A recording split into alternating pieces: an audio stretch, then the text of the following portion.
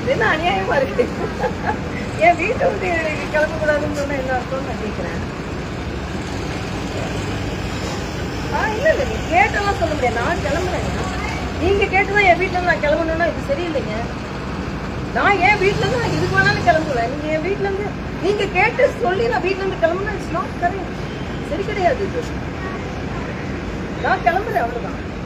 நான் என் வீட்டிலேருந்து கிளம்புறதுக்கு ஐ ஹாவ் ஆல் ரைட். என் வீட்டிலேருந்து போகிறதுக்கு எனக்கு முழு சுதந்திரம் இருக்கு. நான் கிளம்புவேன், அவ்வளோதான்.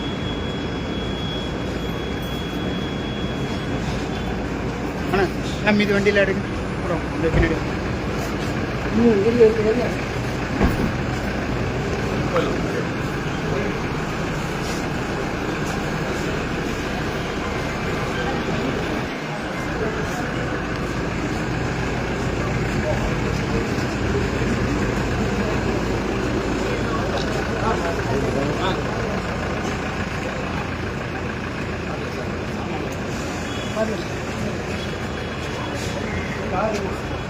நீங்கள் மூவ் பண்ணுங்க. கார் மூவ் பண்ண சொல்லுங்க.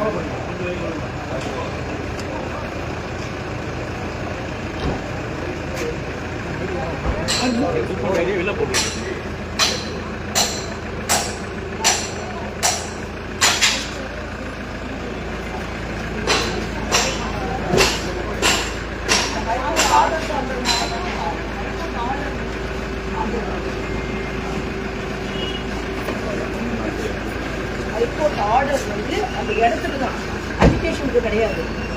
நான் இப்ப என்னோட வீட்டை விட்டு கிளம்புறதுல என்ன உங்களுக்கு பிரச்சனை?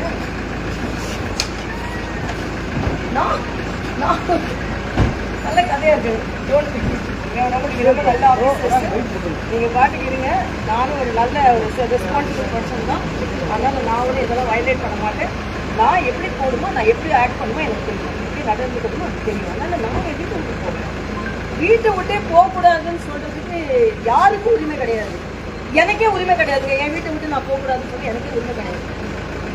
Not correct.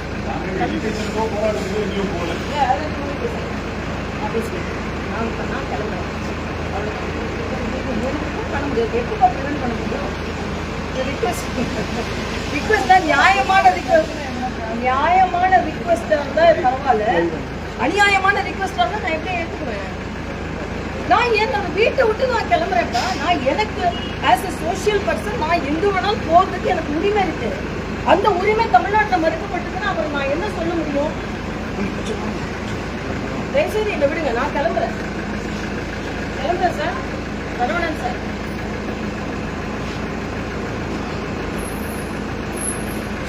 என்ன சார் என் பொசிஷன் எனக்கு இன்னைக்கு எவ்வளோ பொசிஷன் தெரியும்.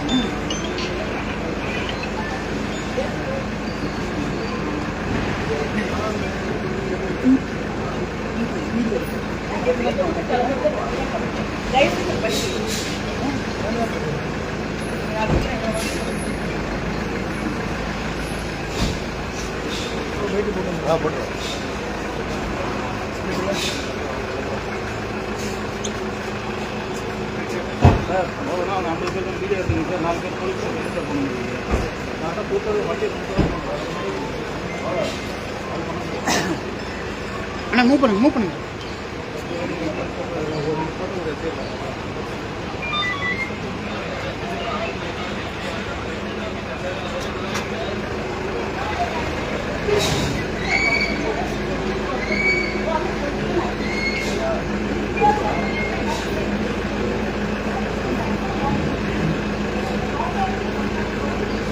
பார்த்துருங்க,